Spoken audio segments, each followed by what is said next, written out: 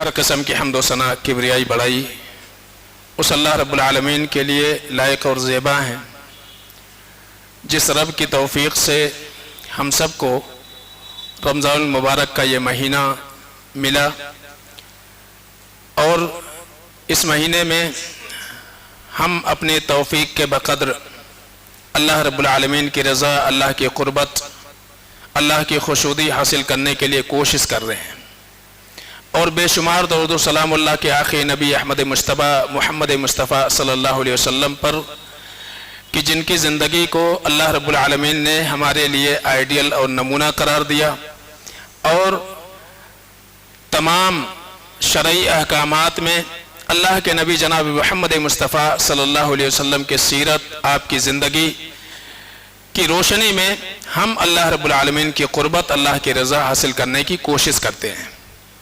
رحمت و بخشش کی دعائیں ہوں صحابہ کرام، تابعین اعظام اور محدثین کرام کے لیے جو اللہ اس کے رسول کے فرمان پر سبقت کرتے رہے اور انہوں نے اللہ کے نبی جناب محمد مصطفیٰ صلی اللہ علیہ وسلم کی زندگی کو آئیڈیل اور نمونہ سمجھا۔ قابل احترام بزرگوں، نوجوان دوستوں، پیارے بچوں اور میری پردہ نشین ماں بہنوں، اللہ رب العالمین کا بہت بڑا فضل اور احسان ہے اس امت کے اوپر کہ اللہ رب العالمین نے تمام امتوں کی بالمقابل اس امت کو عمر تو کم دیا ہے، لیکن اللہ رب العالمین نے مواقع بہت سارے ایسے نصیب فرمائے ہیں کہ جن موقعوں اور جن اوقات کو استعمال کر کے ہم دیگر امتیں جن کی عمریں بہت طویل تھیں ان کے بقدر یا ان سے کہیں زیادہ اللہ رب العالمین کی رضا اور اللہ کی قربت کے ہم مستحق ہو سکتے ہیں۔ تو یہ بہت بڑا احسان ہے اللہ رب العالمین کا۔ اللہ کے نبی جناب محمد مصطفیٰ صلی اللہ علیہ وسلم نے ارشاد فرمایا، اعمار امتی بین 60 و 70، میری جو امت ہے اس امت کو جو عمر دیا گیا وہ 60 سے 70 سال کے درمیان ہے، یعنی بہت کم وقت اللہ رب العالمین نے اس امت کو زندگی کے اعتبار سے عطا فرمایا ہے، لیکن بہت سارے مواقع اور بہت سارے اوقات اللہ رب العالمین نے اس امت کو ایسے عطا فرمائے ہیں جو پچھلی امتوں کو اللہ نے نہیں دیا تھا، اور انہی میں سے یہ رمضان المبارک کا مہینہ بھی ہے کہ اللہ رب العالمین نے مکمل ایک مہینہ اس امت کو ایسا عطا فرمایا۔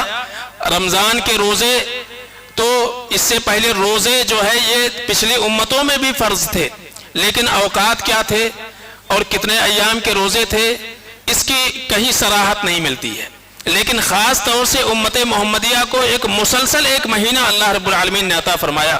شاید اگر تمام عبادتوں کے اوپر ہم غور کریں تو رمضان کے روزے کے علاوہ کوئی ایسی عبادت آپ کو نظر نہیں آئے گی کہ جس میں اتنا زیادہ وقت اللہ رب العالمین نے اپنے بندوں سے طلب کیا ہو۔ آپ 5 وقت کی نمازوں پر غور کر لیں، بہت مشکل سے آپ گھنٹے 2 گھنٹے میں وہ 5 وقت کی نمازیں ادا کر سکتے ہیں۔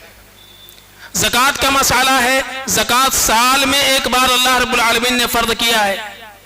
اسی طرح سے حج اور عمرے کو لے لیجئے، تمام ایام بھی اگر آپ شمار کریں تو مشکل سے حج میں 4 سے 5 دن لگتے ہیں، عمرہ 1 دن کا عمل ہے، لیکن رمضان کے لیے اللہ رب العالمین نے مسلسل ایک مہینہ اللہ رب العالمین نے عطا فرمایا اس امت کو، ایک مہینہ۔ تو ہم کو سوچنے کی بات ہے یا غور کرنے کا مقام ہے کہ آخر اللہ رب العالمین نے ایک مہینہ ہم کو کیوں دیا ہے؟ کیوں اللہ یہ چاہتا ہے کہ بندے ایک مہینے تک اس عبادت کو انجام دیتے رہیں؟ اور نہ صرف یہ کہ اس مہینے کی اللہ رب العالمین نے فضیلت بیان فرمائی، بلکہ خاص طور سے جناب محمد مصطفیٰ صلی اللہ علیہ وسلم کے بہت سارے فرامین اس تعلق سے ملتے ہیں جس میں رمضان کے روزوں کے تعلق سے اللہ کے نبی صلی اللہ علیہ وسلم نے اپنے امت کو ترغیب دی ہے۔ تو پتہ یہ چلا کہ رمضان کا جو مہینہ اللہ رب العالمین نے عطا فرمایا ہے، خاص طور سے نہ صرف یہ کہ اللہ رب العالمین سے قربت اور اللہ کی رضا اور اللہ کی خوشنودی حاصل کرنے کا ذریعہ ہے، بلکہ جسمانی، روحانی ہر اعتبار سے اللہ رب العالمین نے اس میں ہمارے لیے فائدہ رکھا ہوا ہے۔ بہت سارے فوائد ہیں، اور یہی وجہ ہے کہ آپ غور کیجئے کہ اللہ کے نبی صلی اللہ علیہ وسلم نے فرمایا کہ ان للہ فیہ لیلۃ خیر من الف شہر. آپ غور کیجئے کہ پورے رمضان کے مہینے میں اللہ تعالیٰ نے ایک رات رکھ دی. وہ رات 1000 مہینوں کی عبادت سے بہتر ہے. اب آپ سوچئے کہ 1 سال نہیں، مسلسل 10 سال 20 سال اگر کوئی انسان وہ رات پانے کی کوشش کر لے تو آپ سوچئے کہ 1000 سال کے اوپر مشتمل اگر کسی کی عمر ہو تو اس سے کہیں زیادہ وہ ایک رات کی عبادت کر کے اس سے کہیں زیادہ فضیلت اور کہیں زیادہ مقام وہ حاصل کر سکتا ہے. تو ایسی کتنی ساری چیزیں ہیں کہ آپ غور کریں گے کہ اللہ رب العالمین نے بے شمار ہمیں مواقع عطا فرمائے، بے شمار مواقع عطا فرمائے. تو یہ اللہ کا بہت بڑا فضل و کرم ہے.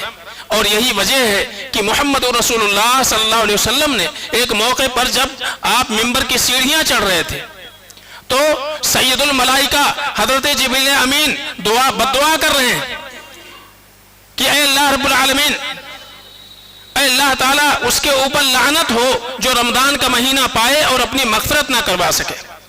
اللہ کے نبی جناب محمد مصطفیٰ صلی اللہ علیہ وسلم سید الرسول، سید الملائکہ بد دعا کر رہے ہیں اور سید الرسول جو ہیں وہ اس کے اوپر آمین کہہ رہے ہیں کہ کسی کو اگر رمضان کا مہینہ ملے، یہ بابرکت مہینہ ملے اور اس مہینے کو پا کر کے وہ اپنی مغفرت نہ کروا سکے، اپنی بخشش نہ کروا سکے، اے اللہ رب العالمین اس کے اوپر لعنت ہو.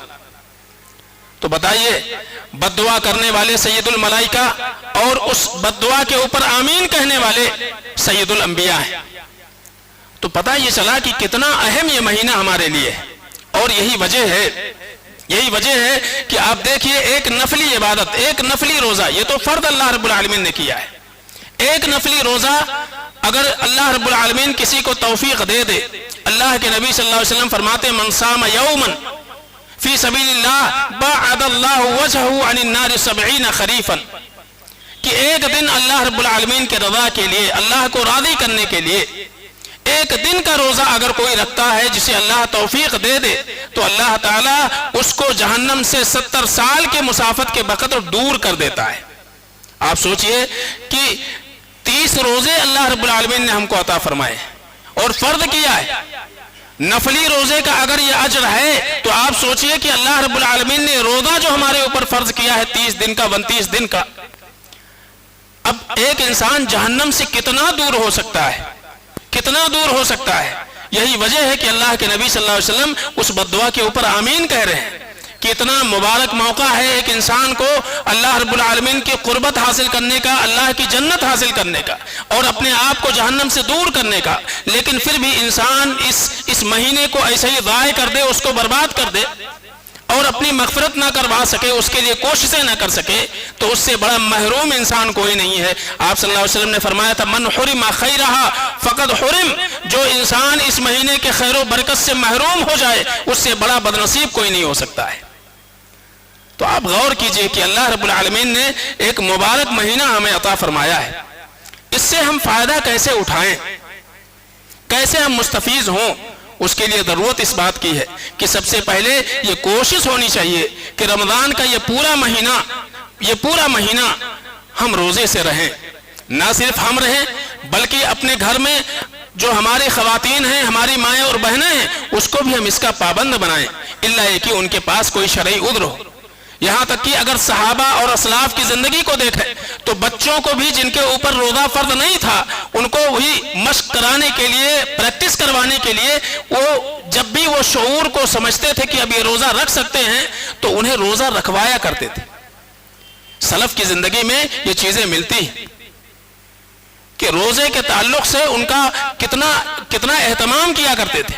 حضرت ابو درداء رضی اللہ تعالیٰ عنہ کہتے تھے کہ اے لوگو، گرمی کے دنوں میں روزہ رکھ کر کے قیامت کے دن کے گرمی سے اپنے آپ کو بچانے کی کوشش کرو.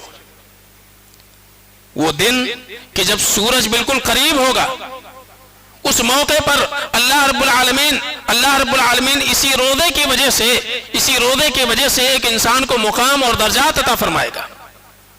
اور یہی نہیں بلکہ اللہ کے نبی صلی اللہ علیہ وسلم نے فرمایا خاص طور سے کہ روزہ جو ہے ایک ایسا عمل ہے، ایک ایسی عبادت ہے کہ قیامت کے دن روزہ رکھنے والوں کے حق میں سفارش کرے گا. آج ہم کسی بھی نیک انسان سے ملتے ہیں جس کو ہم سمجھتے ہیں کہ اچھا انسان ہے، نیک انسان ہے، ہم اس سے کہتے ہیں کہ ہمارے لیے دعا کیجئے، دعا کیا ہے؟ دعا یہی ہے کہ ہم آپ جو ہے اس سے سفارش کر رہے ہیں کہ اللہ سے آپ ہمارے لیے سفارش کیجیے. تو کسی بھی نیک انسان سے ہم دعا کے لیے درخواست کرتے ہیں، ان کی دعا اللہ آپ کے حق میں قبول کرے نہ کرے اس کی کوئی گارنٹی نہیں ہے. لیکن روزے کے تعلق سے اللہ کے نبی صلی اللہ علیہ وسلم نے فرمایا کہ روزہ نہ صرف اپنے رکھنے والوں کے لیے سفارش کرے گا، بلکہ اللہ کے نبی صلی اللہ علیہ وسلم نے یہ بھی فرمایا کہ روزے کی جو سفارش رہے گی اللہ رب العالمین اس کو قبول کرے گا. تو روزے کی سفارش اللہ قبول فرمائے گا. اتنا زیادہ اہم یہ عبادت ہے. تو روزہ رکھنا چاہیے، اور روزہ خوروں کے لیے خاص طور سے کہ اللہ رب العالمین موقع دے. آپ دیکھیے حضرت عمر بن خطاب رضی اللہ تعالیٰ عنہ کے دور خلافت میں اگر کوئی روزہ بلا عذر شرعی کے چھوڑتا تھا، عمر بن خطاب رضی اللہ تعالیٰ عنہ کوڑے لگواتے تھے، اس کو کوڑے لگواتے تھے. ایک موقع پر ایک شرابی کو کہا کہ تم کو شرم نہیں آتی ہے کہ ہمارے بچے رمضان کے مہینے میں روزہ رکھتے ہیں اور تم رمضان کے مہینے میں شراب پیتے ہو؟ تو کوڑے لگوایا کرتے تھے بغیر کسی شرعی عذر کے اگر کوئی روزہ چھوڑتا ہے. حضرت ابو امامہ الباہلی رضی اللہ تعالیٰ عنہ کہتے ہیں کہ اللہ کے نبی صلی اللہ علیہ وسلم نے اپنا خواب بیان کیا. میں سویا ہوا تھا، دو لوگ آئے، مجھے جگایا، اٹھایا اور کہا کہ لے کر کے ہم کو چلے ایک پہاڑی کے اوپر. اس کے اوپر چڑھنا تو ہم کو بڑا دشوار لگ رہا تھا، لیکن انہوں نے ہم کو چڑھایا. جب ہم اوپر پہنچے تو ہم نے رونے چلانے چیخنے کی آواز سنی. ہم نے کہا یہ کون لوگ ہیں؟ کہا یہ جہنمیوں کی آواز ہے. کچھ اور دور گئے تو ہم نے دیکھا کہ کچھ لوگوں کو الٹا لٹکایا گیا ہے، پیر باندھ دیا گیا اوپر، سر نیچے ہے، اور وہی نہیں بلکہ ان کے منہ کو چیرا جا رہا ہے. میں نے پوچھا من ہؤلاء، یہ کون لوگ ہیں؟ اللہ کے رسول صلی اللہ علیہ وسلم کہتے ہیں ہم کو جواب ملا یہ وہ لوگ ہیں جو رمضان کا مہینہ آتا تھا، روزے کے ایام آتے تھے، روزہ رکھنا اللہ نے فرض کیا تھا، لیکن روزے کے ایام میں بغیر شرعی عذر کے روزہ چھوڑ دیتے تھے. تو یہ سزا اللہ کے نبی صلی اللہ علیہ وسلم نے بیان فرمائی ہے. تو آپ سوچئے کہ کتنا بڑا مقام ہے کہ خاص طور سے اس مہینے میں بلا کسی شرعی عذر کے، الا کہ آپ بیمار پڑ جائیں، کبھی اچانک آپ کو سفر کی ضرورت پڑ جائے، یا ہماری مائیں اور بہنیں حیض و نفاس کی وجہ سے جو شرعی عذر ہے وہ درپیش ہو جائے، تو یہ کچھ عذر ہے. یا ہمارے وہ لوگ جو بڑھاپے کی عمر کو پہنچ چکے ہیں، ان کو چھوڑ کے باقی جتنے لوگ ہیں اللہ رب العالمین نے صحت دی ہے، تندرستی دی ہے، اس صحت و تندرستی کو غنیمت جانتے ہوئے رمضان کے روزے سے روگردانی نہیں کرنا چاہیے. ایک تو یہ چیز ہے، اور دوسرے یہ کہ رمضان کے مہینے میں خاص طور سے ہم کو اپنے اوقات کو غنیمت سمجھتے ہوئے رمضان کا قرآن کا بڑا گہرا تعلق ہے. جو آیت میں نے پڑھی ہے سورہ بقرہ کی، شہر رمضان الذی انزل فیہ القرآن، یہ رمضان کا مہینہ ہی ہے کہ جس میں اللہ رب العالمین نے قرآن کو نازل فرمایا ہے. تو اہل علم کہتے ہیں بڑا گہرا ربط ہے قرآن کا اور رمضان کا. تو خاص طور سے جو وقت ہمیں ملے ان اوقات کو تلاوت قرآن میں ہمیں صرف کرنا چاہیے.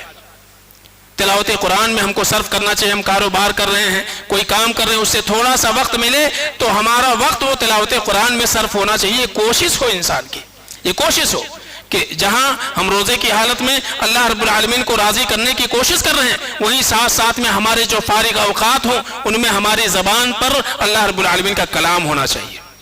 آپ کوشش کیجئے. رمضان میں تراویح تو ہم سنتے رہتے ہیں، اس کا اپنا ایک فائدہ ہے ہی، لیکن خاص طور سے جو خالی اوقات ملیں صرف انسان اسی کے اوپر اکتفا نہ کرے کہ امام صاحب کے پیچھے ہم تو سن لیتے ہیں پورا ایک پارا ہر دن. نہیں، اس کے علاوہ بھی سلف کی زندگی کو آپ دیکھیں. حضرت امام مالک رحمت اللہ علیہ، ان کے بارے میں آتا ہے کہ جب رمضان کا مہینہ آتا تھا تو وہ حدیث کا درس بند کر دیا کرتے تھے اور کہتے تھے کہ ھذا شہر القرآن، یہ قرآن کا مہینہ ہے.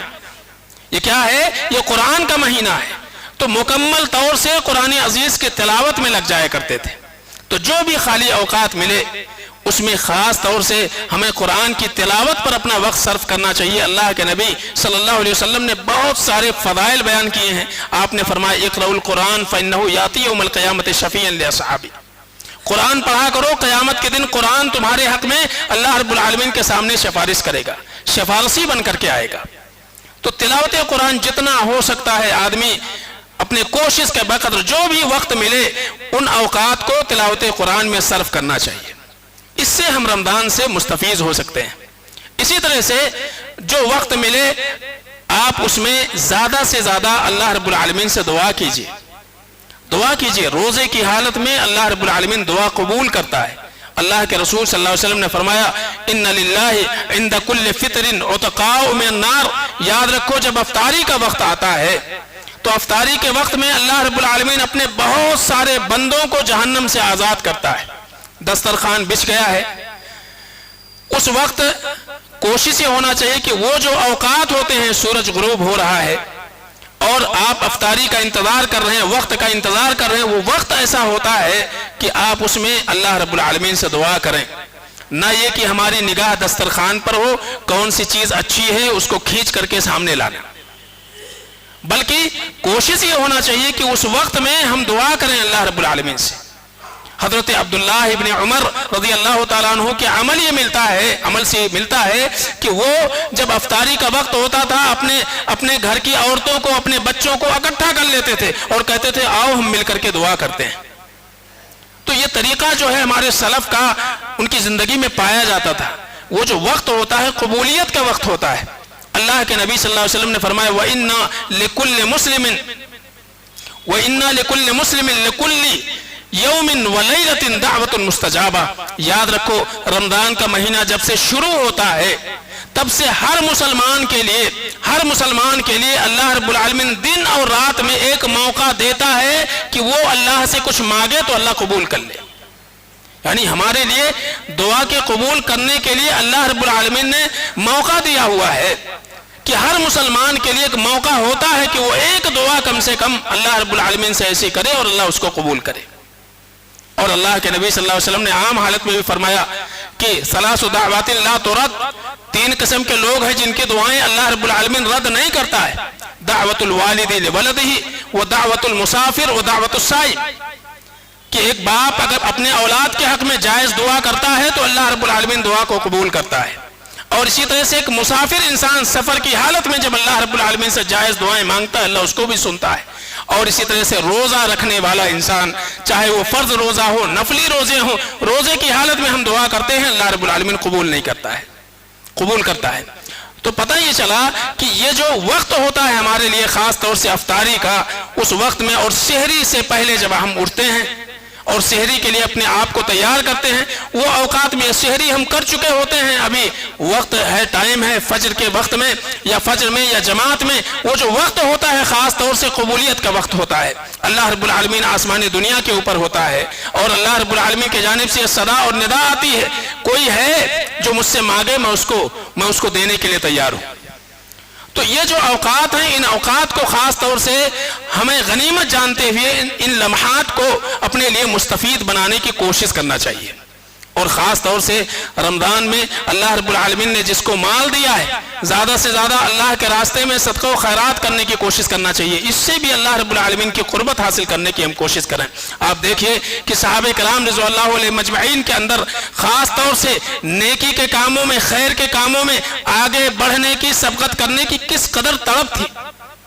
کوئی بھی عبادت آپ غور کر لیں اور عمومی طور سے اللہ کے نبی صلی اللہ علیہ وسلم نے عجلت اور جلد بازی کو پسند نہیں فرمایا ہے. شریعت میں ناپسندیدہ عمل قرار دیا گیا ہے. یہاں تک کہ آپ دیکھیں حضرت ابو قتادہ رضی اللہ تعالیٰ عنہ کہتے ہیں کہ ایک مرتبہ نبی رحمت صلی اللہ علیہ وسلم کے ساتھ میں ہم نماز میں تھے. سمع جبلۃ رجال, کہ اللہ کے نبی صلی اللہ علیہ وسلم نے دوران نماز لوگوں کے قدموں کی دھمک سنی. قدموں کی دھمک اللہ کے نبی صلی اللہ علیہ وسلم نے محسوس کی. جب نماز سے آپ فارغ ہوئے آپ نے کہا ما شانکم, بات کیا ہے؟ مجھے ایسا لگ رہا تھا کوئی دوڑ رہا ہے یا تم لوگ دوڑ رہے تھے. تو انہوں نے کہا اے اللہ کے نبی صلی اللہ علیہ وسلم استعجلنا للصلاۃ, نماز کے لیے ہم جلدی کر رہے تھے. اللہ کے نبی صلی اللہ علیہ وسلم نے فرمایا ولا تفعلوا اذا آتیتم الصلاۃ فعلیکم بالسکینہ, کہا کہ ایسا نہیں کرنا, ایسا نہیں کرنا. آپ دیکھیے جماعت کو پانے کے لیے رکعت چھوٹ نہ جائے اس کے لیے لوگ دوڑتے ہوئے سیڑھیاں چڑھتے ہیں, دوڑتے ہوئے سیڑھیاں چڑھتے ہیں, جلدی جلدی چلتے ہیں, تیز چلتے ہیں. اللہ کے نبی صلی اللہ علیہ وسلم نے جب صحابہ کے بارے میں محسوس کیا تو آپ نے کہا آپ نے فرمایا اذا آتیتم الصلاۃ فعلیکم بالسکینہ، جب نماز کے لیے آؤ تو تمہارے اوپر سکون و وقار ہونی چاہیے، اطمینان کے ساتھ آؤ۔ جو عام چال آپ چلتے ہیں اس چال میں آپ آئیے۔ پھر آپ نے کہا فما ادرکتم فصلوا وما فاتکم فاتموا، جو تمہیں امام کے ساتھ مل جائے وہ پڑھ لو، اور جو چھوٹ جائے اس کو بعد میں پورا کر لو۔ تو یہاں دیکھیے نماز جیسی اہم عبادت کے لیے اللہ کے نبی صلی اللہ علیہ وسلم نے عجلت پسند نہیں کیا کہ آدمی دوڑے اس کے لیے، لیکن اس کے بالمقابل اللہ نے قرآن میں کیا فرمایا؟ سارعوا الی مغفرۃ من ربکم وجنۃ ارجوھا السماوات والارض، اللہ رب العالمین کی بخشش، اللہ کی رضا، اللہ کی خوشنودی اور معافی پانے کے لیے دوڑ پڑو۔ یہاں دوڑ لگانے کی تعلیم ہے، اور یہی چیز صحابہ کی زندگی میں پائی جاتی تھی۔ آپ دیکھیے کہ فقراء صحابہ مہاجرین اللہ کے نبی صلی اللہ علیہ وسلم کے پاس آتے ہیں، اے اللہ کے رسول صلی اللہ علیہ وسلم ذہب اہل الدثور بالاجور، بعض روایتوں میں ہے کہ ذہب اہل الدثور بالدرجات العلا والنعیم المقیم، اے اللہ کے نبی صلی اللہ علیہ وسلم ہم میں جو مالدار لوگ ہیں وہ تو بہت سارا اجر لے گئے، آگے بڑھ گئے اجر میں، یا بالدرجات العلا انہوں نے نیکیاں کر کر کے، عمل کر کر کے بلند درجات حاصل کر لیے، والنعیم المقیم، اور نعمتوں والی جنت کے مستحق اپنے آپ کو بنانے کی کوشش کر رہے ہیں۔ اللہ کے نبی صلی اللہ علیہ وسلم نے فرمایا کیا بات ہے؟ تو کہا ہم یہ محسوس کر رہے ہیں ہمارے پاس کچھ نہیں ہے، ہم نماز پڑھتے ہیں وہ بھی نماز پڑھتے ہیں، ہم روزہ رکھتے ہیں وہ بھی روزہ رکھتے ہیں، لیکن ہمارے پاس پیسہ ہے ہی نہیں، مال ہے ہی نہیں۔ جن کے پاس ہے وہ دے دے کے وہ اللہ رب العالمین کو راضی کر رہے ہیں، ہم کیا کریں؟ اللہ کے نبی صلی اللہ علیہ وسلم فرماتے ہیں، راوی کہتے ہیں کہ اللہ کے نبی نے فرمایا الا قد جعل اللہ لکم ما تصدقون بھی، کیا تمہارے پاس وہ نہیں ہے جو تم صدقہ کرو؟ کہ ہمارے پاس کہاں کچھ ہے صدقہ کرنے کے لیے، ہمارے پاس پیسہ نہیں ہے، مال نہیں ہے، ہم کیا صدقہ کریں؟ تو کہا کہ نہیں ہے تمہارے پاس، اور وہ کیا ہے؟ آپ صلی اللہ علیہ وسلم نے فرمایا بکل تسبیحۃ صدقہ، انا بکل تسبیحۃ صدقہ، وبکل تکبیرۃ صدقہ، وبکل تحلیلۃ صدقہ، وامر بالمعروف صدقہ، ونہی عن المنکر صدقہ۔ اللہ کے نبی نے فرمایا مال نہیں ہے کوئی بات نہیں ہے، سبحان اللہ کہا کرو، بکل تسبیحۃ صدقہ، سبحان اللہ کہا کرو یہ صدقہ ہے، اللہ اکبر کہا کرو یہ صدقہ ہے، لا الہ الا اللہ کہو یہ صدقہ ہے، الحمدللہ کہو یہ صدقہ ہے، بھلائی کا حکم دو، بھلائی کو عام کرو صدقہ ہے، برائی کو روکنے کی کوشش کرو صدقہ ہے۔ تو اللہ کے رسول صلی اللہ علیہ وسلم نے ایک غریب انسان جس کے پاس نہیں ہے دینے کے لیے کچھ، لیکن کم سے کم اللہ نے زبان دی ہے، اذکار کر سکتا ہے، وہ اپنی زبان کو ہمیشہ اللہ کے ذکر سے تر کر سکتا ہے، اور یہ صدقہ ہے۔ ایک پیسہ دے کر کے اللہ کی قربت حاصل کرتے ہیں، دوسرے وہ ہیں جو اذکار کر کے اللہ کی قربت حاصل کرتے ہیں۔ کچھ دنوں کے بعد اللہ کے نبی صلی اللہ علیہ وسلم کے پاس وہی صحابہ آئے، یا رسول اللہ سب کو معلوم ہوگا، سب تو کرنے لگے، مالدار بھی یہی عمل کرنے لگے، اب ہم کیا کریں؟ اللہ کے نبی صلی اللہ علیہ وسلم نے فرمایا ذالک فضل اللہ یؤتیہ من یشاء، مال تو اللہ کا فضل ہے، اللہ رب العالمین جسے چاہتا ہے نماز دیتا ہے۔ تو انسان اپنے کوشش کے بے قدر کرے۔ حضرت بلال رضی اللہ تعالیٰ عنہ سے کہا تھا یا بلال انفق ولا تخشى من ذی العرش اقلالا، اے بلال اللہ کے راستے میں اللہ نے جو کچھ بھی دیا ہے خرچ کیا کرو، اور عرش والے سے کمی کے تعلق سے مت ڈرو۔ اللہ نے فرمایا وما انفقتم من شیء فهو یخلفہ وهو خیر الرازقین، اے لوگو اللہ رب العالمین نے جس کو جو کچھ دیا ہے، تھوڑا دیا زیادہ دیا، اللہ کے راستے میں خرچ کرو، اور یاد رکھو فهو یخلفہ، اللہ رب العالمین اس کا بدل تمہیں عطا فرمائے گا، وهو خیر الرازقین، اور اللہ رب العالمین بہترین روزی رسا ہے۔ تو خاص طور سے ان ایام میں ہماری کوشش ہونا چاہیے کہ اللہ رب العالمین جس کو جیسے جتنا دیا ہے وہ اللہ کے راستے میں دے کر کے اللہ کو راضی کرنے کی کوشش کرے۔ یہ موقع ہے ہمارے لیے، جو کچھ جتنا بھی اللہ نے، اور خاص طور سے اللہ کے نبی نے کیا فرمایا من فطر صائما کان لہ مثل اجرہ من غیر ان ینقص من اجورہم شیء، کہ اگر آپ کسی روزے دار کو افطاری کرواتے ہیں تو اللہ رب العالمین اس روزے دار کو جو اجر دے گا اس کے بقدر آپ کو بھی روزہ اجر دے گا، اور کسی کے اجر میں کوئی کمی نہیں ہوگی۔ آپ تصور کرو کہ ہر انسان اگر چاہے تو اللہ کی توفیق سے ایک نہیں ایک دن میں 30 روزے کا اجر وہ حاصل کر لے۔ آپ رکھ رہے ہیں ایک روزہ، لیکن 30 لوگوں کو، 10 لوگوں کو، 20 لوگوں کو، 15 لوگوں کو، 5 لوگوں کو، کم سے کم ایک انسان کو آپ افطاری اس کے گھر بھیجا دے رہے ہیں، افطاری کروا دے رہے ہیں، چاہے وہ امیر ہو غریب ہو، اس کی کوئی تحدید اللہ کے نبی صلی اللہ علیہ وسلم نے کی۔ تو آپ کے 30 پورے تو ہو رہے ہیں، لیکن ساتھ میں آپ نے اگر 5 لوگوں کو، 10 لوگوں کو، 20 لوگوں کو اور آپ نے کروا لیا ہے تو ان کو جو اجر ملے گا اس کا بھی آپ کو اجر ملے گا۔ آپ سوچئے کہ پورا مہینہ مکمل ہوگا اور آپ نہ صرف 30 بلکہ 300 3000 روزے کا اجر آپ لے کر کے جائیں گے۔ تو اتنا موقع اللہ رب العالمین نے دیا ہے، ایک کھجور ہی کیوں نہ صحیح، ایک کھجور کیوں نہ صحیح، اللہ توفیق دے ہم پہنچائیں، دیں ان تمام لوگوں کو جو آپ کے قرب و جوار میں رہتے ہیں، جو آپ کے پڑوسی ہیں، جو نیچے اوپر کے فلیٹ میں آپ کے ساتھ رہ رہے ہیں، آپ بھیجائیے ان کو، وہ آپ کے ہاں بھیجائیں نہ بھیجائیں کوئی مسئلہ نہیں ہے، لیکن آپ کی ذمہ داری ہے کہ اللہ نے توفیق دیا ہے تو جو کچھ بھی ہے آپ کے پاس آپ ان تک پہنچانے کی کوشش کیجیے۔ انتظار مت کیجئے کہ وہ آپ کے پاس بھیجیں گے، ہم ان کو دیں وہ ہم کو دیں، یہ تو بدلہ ہو گیا۔ ہاں کوئی دے تو اچھی بات ہے۔ تو یہ مواقع ہیں اللہ رب العالمین نے جو ہم کو عطا فرمائے کہ عمر کم ہے، وقت کم ہے، لیکن اللہ رب العالمین نے ایسے مواقع ہمیں عطا فرمائے ہیں کہ ایک دن میں ہم نیکیوں میں بہت سارا اجر جو ہے کما سکتے ہیں نیکیوں کے بالمقابل۔ اللہ سے دعا کرو کہ العالمین یہ جو مہینہ اللہ رب العالمین نے ہمیں عطا فرمایا ہے، العالمین اس مہینے کے تمام تر خیر و برکات کو العالمین ہم سب کو حاصل کرنے کی توفیق عطا فرمائے۔ العالمین ہمارے وہ بھائی جو دین سے دور ہیں اور جو ہے روزوں کے تئیں ان کے دل میں محبت نہیں ہے، العالمین انہیں روزوں سے دیگر عبادتوں سے العالمین محبت پیدا کرنے والا بننے کی توفیق عطا فرمائے۔